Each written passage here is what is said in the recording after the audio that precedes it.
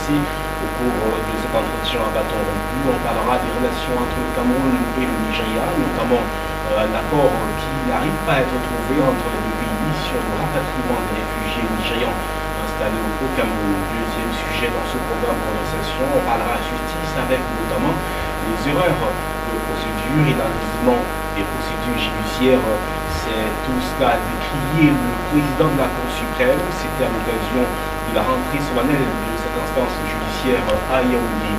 Autre articulation dans ce programme de conversation, on parlera du sport, de la brouille entre la Fédération camerounaise de football et le président de l'étoile filante de Garoua, Abdourahmane Baba. Où en est-on aujourd'hui? La question que l'on est en droit de se poser. Et puis on sortira de conversation avec un fait qui nous interpelle au-delà des frontières camerounaises, direction la Côte d'Ivoire avec la naturalisation de l'ex-président burkinabé Blaise Compaoré par Alassane Ouattara. La question est de savoir quelle incidence sur l'issue des charges qui pèsent contre Blaise Compaoré, notamment le mandat international émis par le Burkina Faso, Roch-Marc Kabore Christian. Et pour échanger, comme il s'agit d'une conversation, Joseph Claude Biliga, avocat au barreau du Cameroun, est notre invité. Merci de m'avoir invité. Alors, conversation sur Camille 24, on va très rapidement dans le vif du sujet avec la première articulation. Le Cameroun et le Nigeria n'arrivent pas à s'accorder. 48 heures d'échange entre le ministre nigérian de l'Intérieur et le ministre camerounais de l'administration territoriale et de la décentralisation. Et puis à la fin, aucun communiqué final. Qu'est-ce qui bloque? Bon, je veux d'abord qu'il faut d'abord dire que le Cameroun est un pays d'accueil, que depuis plusieurs années, notre territoire national a accueilli des réfugiés qui viennent de Centrafrique, du Tchad à l'époque et du Nigeria. Et cela pose naturellement des problèmes de cohabitation avec les citoyens camerounais, problème de sécurité, parce que parfois parmi ces réfugiés, il y a des gens qui ne viennent pas avec de bonnes intentions. L'intervention du Haut Commissariat pour les réfugiés est importante, parce qu'il permet parfois, comme dans le cas du camp de Minao, comment je peux dire ça, d'aider financièrement, parfois dans la construction des bâtiments, parfois dans l'adduction d'eau, etc., etc. Donc, comme vous le savez, le Cameroun aujourd'hui et le Tchad, le Niger et le Nigeria surtout, partagent en commun ce que j'appelle la guerre asymétrique que mène le Boko Haram. Donc il se trouve donc que suite à cette guerre-là, il y a plusieurs Nigérians qui se retrouvent chez nous. Tout récemment encore, je crois hier ou avant-hier, il y a eu encore une intervention musclée des forces armées camerounaises et nigérianes qui ont attaqué un camp nigérian, non je veux dire de Boko Haram, une base de Boko Haram, et cela a entraîné également des réfugiés qui sont, par exemple, ils viennent chez nous. Donc je voulais dire qu'il peut donc arriver qu'il n'y ait pas forcément de l'entente entre eux, peut arriver qu'il n'y ait pas forcément entre les deux parties, des ententes sur, par exemple, le fait qu'on doit rapatrier des personnes, parce que s'il faut rapatrier, ça suppose qu'au niveau du Nigeria, les conditions sont réunies. Mais or, la plupart des personnes qui doivent être rapatriées sont rapatriées dans des villages qui hier étaient occupés par Boko Haram. Donc il y a un certain préalable qui doivent être réunis. C'est pour cette raison que je pense que la concertation entre les deux pays est nécessaire. La question est de savoir, est-ce qu'aujourd'hui il est urgent pour le Cameroun de définir ce cadre-là, quand on sait très bien que ces réfugiés nigérians qui abondent au Cameroun fuient notamment, comme vous l'avez souligné, les crimes de Boko Haram. Est-ce qu'aujourd'hui, avec la guerre qui n'est pas finie au Nigeria, ça il faut le relever, oui, il est important pour le Cameroun de mettre cette question-là sur la table? La question que je peux vous poser, qu'on peut se poser également, est-ce que le Cameroun est capable aujourd'hui, compte tenu de l'afflux du côté de l'Est avec la Centrafrique et avec le Nigeria, d'assumer ce rôle de pays d'asile de tous ces réfugiés? À un moment donné, je crois que ceux qui sont chargés de ce genre de questions ont la réponse à ce problème. On s'interroge tout simplement. Je pense que si le gouvernement estime aujourd'hui qu'il faut que certaines personnes rentrent, c'est parce qu'ils estiment que les conditions sont réunies pour que ces personnes rentrent. Et je pense qu'il faut leur donner ce bénéfice de la bonne foi. Alors, l'accord devrait permettre l'établissement du camp de Minao, oui. Un camp qui accueille aujourd'hui 52 000 réfugiés, alors qu'il est prévu pour accueillir 18 000. Ouais. Est-ce qu'aujourd'hui le Cameroun n'est pas fatigué? On sait qu'il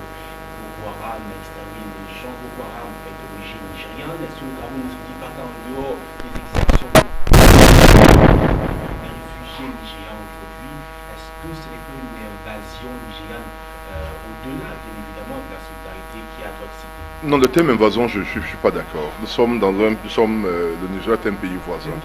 Oui, le Nigeria est un pays voisin et nous avons l'obligation de solidarité. Dans le cadre humanitaire, nous avons l'obligation de pouvoir accueillir ceux qui viennent chez nous. Il arrive tout simplement que parfois nos moyens ne nous permettent pas. Dans ce cas, nous sommes obligés de pouvoir faire appel au Commissariat des Nations Unies pour les réfugiés. Et vous savez, la dernière fois, il y a le haut-commissaire adjoint, Volker Kuk, qui a visité ce camp-là de Minao dans l'extrême nord. C'est pour dire qu'en fait, nous ne sommes pas seuls dans ce travail. Donc, dans ce travail d'accueil, nous sommes aidés par le haut-commissaire des Nations Unies, mais également par d'autres organisations internationales. Donc, moi, je dis, il ne faut pas créer ou favoriser ce que je peux appeler la xénophobie. Il faut tout. Les gens qui arrivent chez nous se sentent bien. Lorsque le moment arrive pour qu'ils partent sans regret et qu'ils partent en se disant ils ont été bien accueillis et ils vont. Parce que demain, ça peut être nous. Ça peut être les Camerounais qui vont se retrouver au Nigeria. On ne sait jamais, vous savez. On a pointé du doigt la responsabilité du gouvernement camerounais. On sait que depuis janvier, Boko Haram suicide au Cameroun à travers des attentats suicides qui sont désormais presque quotidiens. Et le Cameroun a rapatrié 20 000 réfugiés nigérians de force. D'ailleurs, le ministre de la Communication s'exprimait sur la question en disant que le rapatriement avait été fait avec le consentement des Nigériens de ces réfugiés-là. Or, il se trouve que les zones qui accueillent ces réfugiés qui sont rapatriés chez eux sont pas stables. Vous avez dit, le ministre a dit, tout à l'heure vous avez dit de force. Or, vous avez également redit que le ministre de la Communication a dit qu'il y avait un accord. Ça veut dire que ça n'a pas été de force.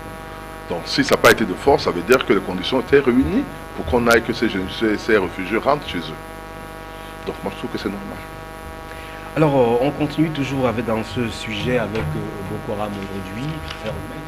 Joseph Claude Biliga, vous êtes avocat au barreau du Cameroun, vous êtes surtout notre invité. Alors, globalement, comment appréciez-vous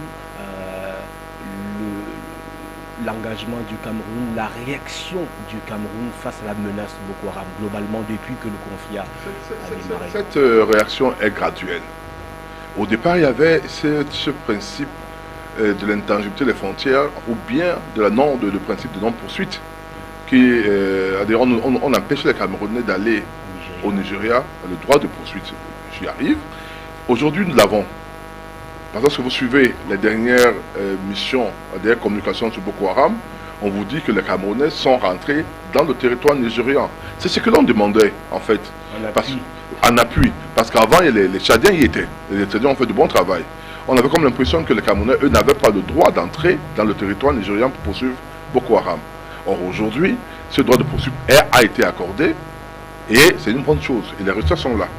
Donc, je pense que l'intervention du Cameroun est bonne. Au début, on avait une guerre peut-être pas totalement asymétrique parce que il y avait une force armée de Boko Haram qui intervenait avec les armes, etc., mais d'une manière sporadique et autre. Aujourd'hui, elle a pratiquement été anéantie. De moins en moins, on parle de razzia, on parle d'attaque de Boko Haram, sauf si lorsqu'ils viennent dans les petits villages où il n'y a personne, etc. Aujourd'hui, ils utilisent la méthode qui est la méthode des lâches, qui existe partout, même en France, même dans tous les pays du monde, au Liban, tous les jours on vous dit qu'il y a des attentats suicides aujourd'hui. Voilà, on a vu avec Charlie Hebdo, on a vu avec Bataclan, etc. Et aujourd'hui c'est en Somalie, hier en Somalie avec les Chebab, etc. Donc c'est difficile quand il s'agit de kamikazes. Mais là également, avec la communauté de vigilance, on essaye d'éviter que les pertes en vies humaines soient nombreuses et que, voilà. Alors, autre articulation dans ce programme Conversation, on parle de la justice avec le président de la Cour suprême qui fustige notamment les lenteurs et erreurs judiciaires et notamment c'était à l'occasion de la rentrée solennelle de la Cour suprême. Alors vous, aujourd'hui, quel sentiment cela vous anime? Est-ce que vous pensez qu'il s'agit là d'une volonté de révolution pour la justice camerounaise, ou alors il s'agit simplement de déclarations, des circonstances, comme on aime bien faire chez nous? C'est intéressant que ce soit le premier président de la Cour suprême, c'est-à-dire la personne la plus gradée, la plus indiquée pour parler de ce genre de sujet. Parce que pendant des années, nous avons considéré la Cour suprême comme étant le cimetière des dossiers. C'est-à-dire que vous avez une affaire qui commence, là, elle peut faire 1 année ou 2 ans devant les juridictions inférieures, c'est-à-dire première instance, grande instance, et même à la cour d'appel. Et une fois que cette affaire arrive à la Cour suprême, on n'en parle plus. Elle peut faire 10 ans. Hier, je participais à une soutenance de mémoire d'université, des jeunes gens, universitaires au niveau de l'école doctorale, et un jeune homme qui avait un thème sur le délai raisonnable au niveau du jugement. Et les intervenants, c'est-à-dire le membre du jury, il y a un qui a évoqué qu'il y a une affaire qui date depuis 15 ans, et qui a fait plus de 10 ans à la Cour suprême. Donc en fait, le cimetière des dossiers réellement, c'est généralement la Cour suprême. Mais là, il faut noter qu'il y a là, depuis la loi de 2006, organisant le fonctionnement, portant sur l'organisation et le fonctionnement de la Cour suprême, et cette Cour a cessé d'être simplement une juridiction de cassation, qu'il ne fallait que dire le droit. Aujourd'hui, elle devient une juridiction à peu près, comme on peut dire, de 3e degré, qui peut également connaître et des faits et du droit. Cela a un avantage parce que lorsqu'il était une simple juridiction, quand il était une simple juridiction de connaissance que de droit, c'est-à-dire de cassation, la Cour ne veillait tout simplement si le droit avait été appliqué. Quand il n'était pas appliqué, il cassait la décision et renvoyait la cause devant une autre cour d'appel, autre que celle qui a rendu la décision. Et cette cour d'appel pouvait également rendre une décision avec les mêmes erreurs, avec les mêmes reproches qui avaient été portés sur la décision ou d'autres reproches, mais portant sur le droit. On pouvait également casser et renvoyer. Vous comprenez? Donc on pouvait avoir pour eux même à faire 3, 4 ou 5 renvois devant différentes cours d'appel. Aujourd'hui, comme la cour d'appel, la Cour suprême, évoque et statue à nouveau, elle rend directement la décision. Donc ça peut aller plus vite aujourd'hui. Et je pense que c'est bien que ce soit le premier président de la Cour suprême qui l'évoque. Je sais qu'il a évoqué d'autres choses, il a parlé des avocats, il a parlé de la corruption, il a parlé de l'incompétence. Puis il a parlé justement faux témoignages, erreurs d'identification, faiblesse des expertises, interprétation erronée des textes, fabrication de preuves. Est-ce que Daniel Mokobé Sonné n'est pas en train d'enfoncer une porte déjà ouverte? Autrement, qui ignore tout cela? Ce n'est pas nouveau. Vous l'avez dit. Vous l'avez dit, le problème, c'est pas de poser le problème. Je veux dire, c'est pas le plus important, c'est pas de poser le problème. Les déclarations. Mais c'est d'essayer de voir comment faire pour remédier à ça. Soigner le mal. Soigner le mal. C'est-à-dire qu'en fait, si... Et je pense qu'en évoquant cela, le président Sonné, Mokobé Sonné, voudrait nous interpeller, nous tous, nous, les acteurs de la justice, que ce soit les magistrats, les avocats, les huissiers, les notaires, mais également les justiciables, que nous puissions essayer d'être, je voulais dire entre guillemets, corrects. Que ceux qui sont incompétents, enfin, qui ont des lacunes, des insuffisances, essaient de se recycler. Parce que nul n'a la science infuse. On apprend tous les jours. Que ceux qui étaient champions des notifications, significations à poteau, comme on appelle, et les autres faux et usages de faux, qu'est-ce qu'ils essayent de changer cette attitude négative, sachant que ce sont de plus en plus des infractions. Parce que lorsque vous possédez ces actes, vous êtes susceptible d'être poursuivi au pénal pour parler de faux témoignages, par exemple pour la fabrication de preuves, etc. Donc je crois que c'est une interpellation. Alors, je m'en vais vous inviter, maître Joseph-Claude Biligan, à un constat. Quand on regarde nos prisons aujourd'hui, avec ce qu'on appelle entre guillemets les prisonniers de luxe, qui aujourd'hui crient, pour certains, les procédures ont été biaisées, fabrication de preuves. Est-ce que si on veut mettre en rapport les déclarations du premier président de la Cour suprême, avec notamment les interventions des uns et des autres qui sont incarcérés, pour, selon eux, faute de procédure et autres, comment appréciez-vous cela? La justice, aucune justice n'est parfaite. La justice est un idéal vers lequel tout le monde tend. Donc, il y a beaucoup de gens qui sont en prison, même parmi ces que vous appelez prisons de luxe, qui y sont à tort, bien qu'une décision de justice ait été rendue. Ça, c'est la réalité. Lorsque vous suivez, par exemple, l'affaire Épervier, vous vous rendez compte qu'on parle souvent de réclamations qui portent parfois sur des milliards, et on se retrouve avec des réclamations qui portent sur quelques dizaines de millions ou moins. Ça pose problème. Comment peut-on dire que quelqu'un a volé 50 milliards ou bien a eu des fautes de gestion qui sont portées à 5 milliards par exemple, et que lorsqu'on arrive devant le juge d'instruction ou devant la cour, devant le tribunal criminel spécial, on se rend compte qu'en fait, ce n'est pas ce montant-là, c'est plutôt 1 million ou 2 ou 3 ou 5. Ça veut dire qu'il y a eu des problèmes. Donc je dis, nous sommes des êtres humains avec nos faiblesses. Nos faiblesses. qui sont inhérentes à nous. Nos faiblesses qui sont liées également à nos convictions, qui sont liées à nos convictions politiques, qui sont liées à nos relations, à nos ambitions. Si je suis magistrat et que je pense que si je rends une bonne décision, je peux être promu. Si je suis magistrat et je sais que si je rends une mauvaise décision, je peux avoir des problèmes pour ma carrière. La justice, à ce moment-là, se trouve embrigadée. Là, on en appelle le bon sens des uns et des autres, alors. La conscience. Alors, à qui s'adresse-t-il quand on sait très bien que la justice n'est que le reflet de la société? Est-ce que vous pensez aujourd'hui que le premier président de la Cour suprême a une chance d'être entendu et surtout suivi? C'est le souhait. C'est le souhait. Le souhait de tout le monde est qu'il soit entendu, qu'il soit suivi. Mais au-delà du souhait, c'est quand vous observez notre société, vous pensez qu'aujourd'hui, cette nuit-là peut se faire? Mais elle se fait. Mais elle se fait tous les jours. Ne pensez pas que la justice n'est faite que de... Le corps judiciaire n'est fait que de brebis galeuses. Il y en a très peu. Il y en a très peu. Il y a des gens qui croient fermement à la justice. Ils font très peu, mais ils font beaucoup de mal. Il n'y a pas eu de statistiques. Je veux dire que... non. La justice, comme vous l'avez dit, c'est un idéal. Il y a dans la justice, comme dans tous les corps du métier, des brebis galeuses. Le problème, c'est que lorsque ces brebis galeuses sont traquées, elles doivent être sanctionnées. Vous savez qu'il y a, s'agissant des magistrats, des juridictions qui s'occupent, il y a le Conseil supérieur de la magistrature, il y a le Conseil de discipline des magistrats également qui existe pour les magistrats qui sont des parquetiers, qui sont du ministère public, et pour le Conseil supérieur de la magistrature, mais pas le président, c'est pour les magistrats qui sont des juges qu'on appelle la magistrature debout, c'est-à-dire des magistrats du siège. Quand il s'agit des magistrats du parquet, eux, il y a une autre juridiction qui s'occupe d'une instance disciplinaire. Donc je veux dire qu'en fait, que ce soit au niveau des avocats, au niveau des magistrats, des huissiers, dans tout le personnel judiciaire, il y a des dispositions qui sont prises pour que les brebis galeuses soient sanctionnées et éradiquées. Conversation sur Canal 24, notre invité, Joseph Claude Biya, il est avocat au barreau du Cameroun. Les sujets marquants, troisième articulation, troisième arrêt, on parle de sport. Le sport, un esprit.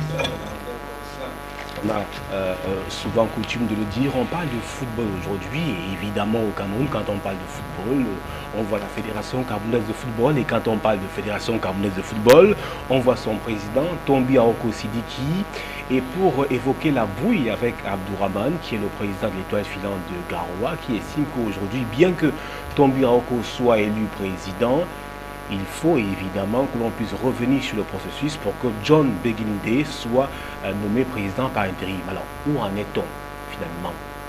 Je vais vous décevoir un peu. Je ne suis pas un as de sport. Le football m'intéresse très peu. Je fais mon sport, je marche les matins. Je fais 8 km de marche les matins pour ma santé tout simplement. Mais comme tout Camerounais, je suis également ce qui se passe au niveau du sport. Ce que je voudrais dire, c'est qu'il ne faut pas oublier qu'il y a une décision qui a été rendue qui a annulé, qui a invalidé tout le processus électoral. Cette décision devait être appliquée dans la mesure parce que M. Tombi Aoko a accepté d'y aller. Il y a envoyé des avocats qui ont plaidé pour lui. Donc ça veut dire qu'en principe, il avait choisi, avait accepté la décision, la sentence qui devait sortir de cette instance. Ça c'est clair et net. Et cela s'applique également au niveau du gouvernement, qui en laissant Tombi Aoko y aller, il devait accepter le principe. Mais seulement, il y a en droit administratif un principe qu'on appelle le fait du prince, qui veut que l'État, dans ses prérogatives, qui est pour la protection de l'intérêt général, puisse à certains moments prendre des décisions qui sont entre guillemets des entraves à la loi, qui sont des décisions qui ne sont pas vraiment encadré par la loi. Encadré par la loi. Je veux dire, c'est la preuve. Le gouvernement refuse d'appliquer cette décision en évoquant qu'ils sont fatigués. Nous tous d'ailleurs, cette saga. Depuis des années, on parle de FECAFOOT. Comité de normalisation, un an, 2 ans. Je pense qu'à un moment donné, le gouvernement a pensé qu'il était grand temps qu'il prenne ses responsabilités, qu'il assume. Mais le débat n'est pas fini. Parce que autant le gouvernement peut prendre des décisions qui concernent les structures internes du pays sans qu'il y ait un arbitre au supra, entre guillemets. Lorsque le gouvernement, une fédération comme la FECAFOOT, s'associe à la FIFA, ça veut dire que à une instance internationale, ça veut dire que le gouvernement, le Cameroun, en fait, accepte de laisser un peu sa souveraineté et déléguer une partie de sa souveraineté à cette structure-là. Donc on doit pouvoir suivre ce que la FIFA dit. Or, la FIFA n'a pas encore, le débat n'est pas encore tenu à la FIFA. Tout récemment encore, j'ai vu que le camp de Kotombe Aroko dansait en disant qu'on a accepté des avocats qu'ils ont choisis dans le cas du TAS à mes amis, mes confrères, Maître Mémon et Maître Haché. Mais M. Abourama a dit également que lui, il a envoyé également quelqu'un, un avocat, le nom de l'avocat Maître Wamba, et que M. John Begeni également va envoyer. Que ce n'est que lorsque, parce que, enfin, j'ai dit accepté, non, ils ont noté le fait que... Ils ont pris acte, voilà, ils ont pris acte, et que les autres également ont dit, ils attendent qu'on prenne acte de leur décision. C'est après qu'on verra de leur désignation, de leur avocat, c'est là où on verra quelle est la position de cette structure. Pour le moment, au niveau de la FIFA, je ne pense pas qu'il y ait une décision qui a été prise qui dise que M. Tombe Aroko est le président de la FECAFOOT. Parce que n'oubliez pas que la FIFA a toujours dit que le gouvernement ne doit pas s'ingérer dans l'activité du sport. Alors je vous prends un fait. Alors Tombe Aroko Sidiki vient de recruter un entraîneur, Hugo Bros, il vient de nommer Hugo Vincent Barnard comme entraîneur des Lions à Prime, il vient de nommer un ensemble d'individus. À quel titre, si ce n'est justement au titre de président? Non, il n'y a aucune contradiction dans tout ça. Je vous ai dit, pour le gouvernement camerounais, il est l'homme qu'il faut. Alors, quand vous observez tous ces ping-pong dans le sport, uniquement le football, est-ce que cela ne vous amène pas à vous dire il n'y a pas que le football au Cameroun, on peut... Vous avez suivi dernièrement le sacre de notre équipe, valeureuse équipe de volleyball. Vous avez vu le monde qu'il y avait au niveau du stade, au palais des sports de Ouarda, de Yaoundé. Ça veut dire quoi? Ça veut dire qu'en réalité, on a l'impression, on veut nous faire croire qu'il n'y a que le football qui intéresse les Camerounais. Mais c'est faux. Ce n'est pas vrai? Je dis c'est faux. C'est faux. En fait, le football bénéficie des moyens du sport, du département de tous les moyens du sport, au point où on appelle le ministre des Sports, le ministre du football. Mais le jour où le Cameroun joue, par exemple, la faux basket, et qu'on le transmet à la CRTV, les gens vont regarder. Si à 20h30, où le journal de CRTV le journal télévisé doit passer, et qu'on décale comme on fait souvent lors de matchs de football, parfois même qui ne concerne même pas le Cameroun, qu'on mette un match en jeu de basketball, du volleyball, du handball, etc., vous verrez, les Camerounais vont s'intéresser à ces sports également. Lorsque Mbango gagne, on était content. On n'a pas, c'est vrai qu'il a apporté la médaille, les deux médailles olympiques. Oui, et après, plus... Non, ce que je veux faire comprendre, c'est quoi? C'est que, effectivement, on a l'impression, il y a une impression qui est réelle, c'est que le football est le seul sport que l'on met en exergue. Mais je dis, c'est pas le seul sport qu'on aime. Le volleyball, dernièrement, le stade était plein. Il était plein. Et les Camerounais ont eu la même adrénaline, il a montré la même adrénaline que lorsque le Cameroun joue l'équipe de football. Peut-être parce que le Cameroun regorge plus de stars de football que je sais pas. dans d'autres disciplines. Je sais pas. Vous savez, vous pensez que ce que nos sœurs nos enfants ont fait dernièrement, c'était pas bon, c'est pas bien? C'était du football. Oui, mais c'est football féminin. Et je parle de volleyball. Le volleyball a eu lieu dernièrement également à Yaoundé. Les gens ont applaudi, les gens étaient contents. Maître Joseph-Claude Biliga, avec votre permission, on prend la dernière articulation de ce programme Conversation. On sort du Cameroun pour nous intéresser à un fait qui nous interpelle au-delà du continent, direction la Côte d'Ivoire voisine, si vous voulez, pour évoquer la naturalisation de l'ex-président burkinabé Blaise Compaoré, qui est désormais ivoirien. Alors, première question avant de rentrer dans le fond, comment appréciez-vous cette décision ou alors cette faveur? C'est pas une faveur. Monsieur Blaise Compaoré a épousé une dame, Chantal, qui est une franco-ivoirienne. Et la loi ivoirienne donne la possibilité à un conjoint d'un Ivoirien d'acquérir la nationalité ivoirienne. La question, c'est pas savoir pourquoi il a... Non, le problème, c'est le temps.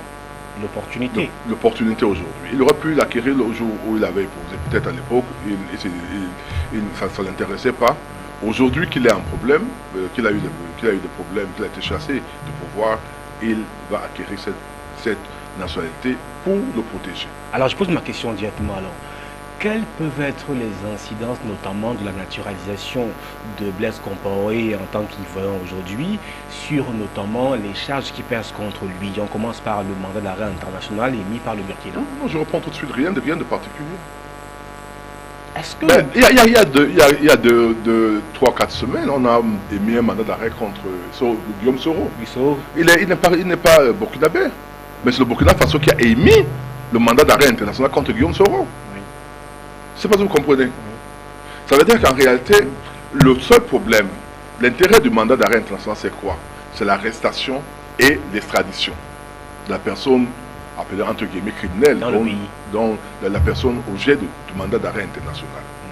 Lorsqu'il s'agit de... Lorsque Blaise Compaoré est au Burkina Faso, en Côte d'Ivoire, la Côte d'Ivoire peut dire, comme Blaise Compaoré est un Ivoirien, moi je n'extradie pas.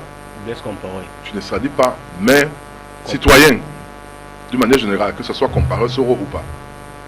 Donc aujourd'hui, Blaise Compaoré et Soro sont au même degré, c'est-à-dire qu'ils sont tous ivoiriens, le gouvernement ivoirien n'extradie pas, l'État ivoirien n'extradie pas ses citoyens objets de mandats internationaux, donc ils sont en protection tant qu'ils sont en Côte d'Ivoire. Dès qu'ils sortent de la Côte d'Ivoire, le mandat d'arrêt continue à avoir son effet international. Il peut continuer à avoir son effet. Seulement, pour qu'il soit appliqué, il faut déjà que la personne soit arrêtée par l'État parti. Généralement, c'est Interpol qui produit ce qu'on appelle les notices, notices rouges, qui permettent donc de dire à tel pays, il y a un mandat d'arrêt qui a été déposé contre tel individu, c'est l'arrêt dans votre pays, vous l'arrêtez. Mais il peut arriver que les pays n'aient pas de convention, d'accord, d'extradition, de tradition.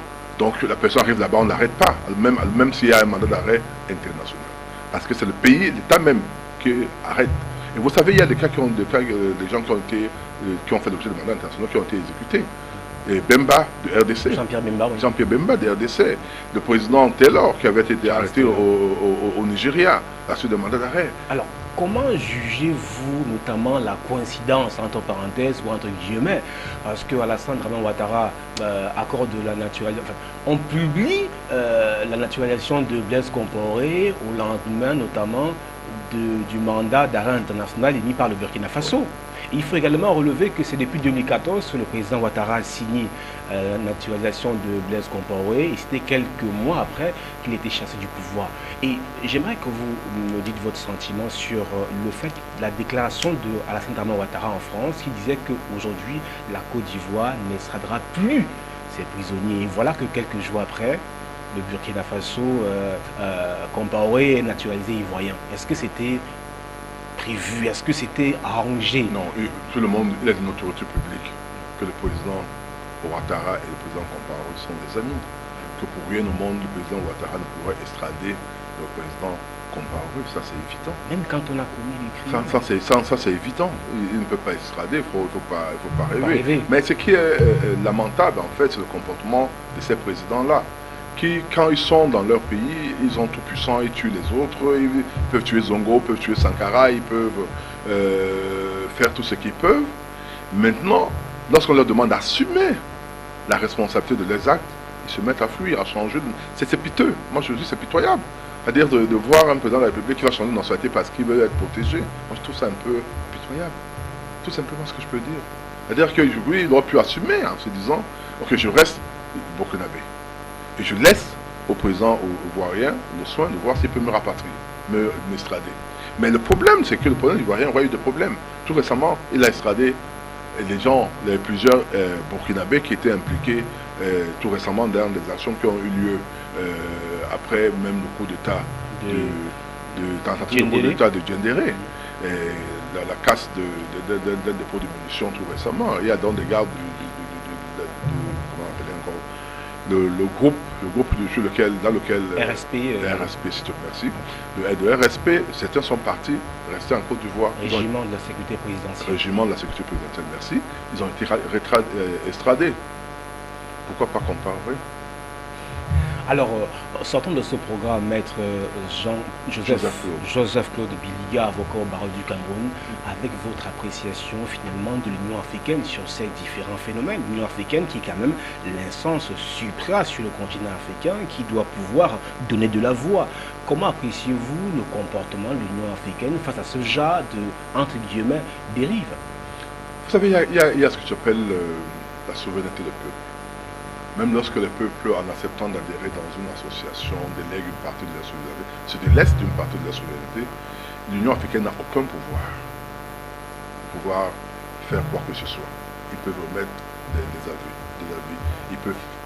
Tout récemment, ils ont demandé au Burundi qu'est-ce qu'ils ont fait, rien du tout. Ils ont voulu envoyer l'armée, et je veux dire les forces armées là-bas, des soldats. Le Burundi leur a dit si vous essayez, ce sera la guerre. Ils ont fait quoi? Ils ont battu en retraite. Donc il ne faut pas avoir l'impression donner l'impression que lui a beaucoup de pouvoir. Non. Certains appellent ça le syndicat des chefs d'État. Parce que c'est eux qui y sont. Ces chefs d'État qui, pour la plupart, sont venus par des coups d'État, qui la plupart restent au pouvoir éternellement, qui la plupart manipulent la constitution pour rester au pouvoir, qui la plupart sont des dictateurs. Lorsque vous l'amenez devant eux, l'un de ces leurs pères, qui fait parfois moins qu'eux, lorsqu'on envoie un président comme Yoweri Museveni pour aller être négociateur dans la crise burundaise, vous trouvez ça normal? Alors, dernière question, dans la même foulée, le rapport entre l'Afrique et la CPI, vous me comprenez? Je comprends très bien. Très rapidement. Oui, non, moi je dis, je suis de ceux qui pensent que, effectivement, la CPI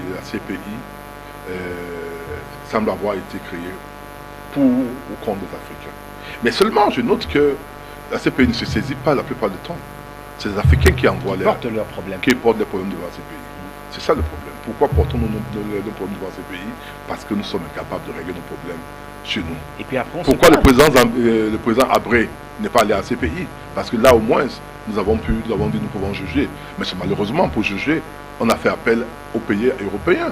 C'est eux qui ont donné de l'argent pour que les chambres africaines extraordinaires puissent pouvoir juger après. Où sont nos moyens que nous avons? Pourquoi nous ne pouvons pas les mettre en œuvre pour pouvoir prendre notre destin en charge? Même pour organiser un petit procès comme celui de Hissène Habré, 52 pays membres de l'Union africaine ne peuvent pas réunir les moyens. Il faut faire intervenir la France et autres, et les pays européens après dire que nous sommes indépendants. Le cas Gbagbo? J'ai une autre lecture du cas Gbagbo, et c'est délicat. Pour moi c'est Gbagbo qui avait signé, qui avait amené la Côte d'Ivoire à la CPI. C'est elle qui avait signé, c'est lui qui avait signé, qui l'a soumis. Voilà, madame, monsieur, c'est la fin de ce programme Conversation sur CAMnews 24. Notre invité, Joseph Claude Biliga, il est avocat au barreau du Cameroun. Merci infiniment d'avoir accepté aussi promptement notre invitation. Merci de m'avoir invité. Je crois n'avoir pas dessus, mais vos téléspectateurs. Bien sûr, au revoir. Merci de rester sur CAMnews 24.